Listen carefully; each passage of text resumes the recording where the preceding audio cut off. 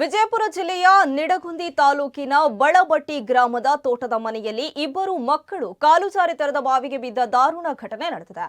9ನೇ ತರಗತಿ ವಿದ್ಯಾರ್ಥಿನಿ ಸಾಕ್ಷಿ ಮತ್ತು ರಕ್ಷಿತಾ ಬಾವಿಗೆ ಬಿದ್ದ ಮಕ್ಕಳು. ನಿನ್ನೆ ತಡರಾತ್ರಿ ಮಕ್ಕಳ ಶವ ಪತ್ತೆಯಾಗಿದೆ. ಮಕ್ಕಳನ್ನ ಬದುಕಿಸಲು ತಂದೆ ಸಾವಣ್ಣ ಬಾವಿಗೆ ಜಿಗಿದಿದ್ರು ಎಂಬ ಶಂಕೆ ಇದ್ದು ಅವರಿಗಾಗಿ ಕೂಡ ಶೋಧ ಕಾರ್ಯ ನಡೀತಾ ಇದೆ.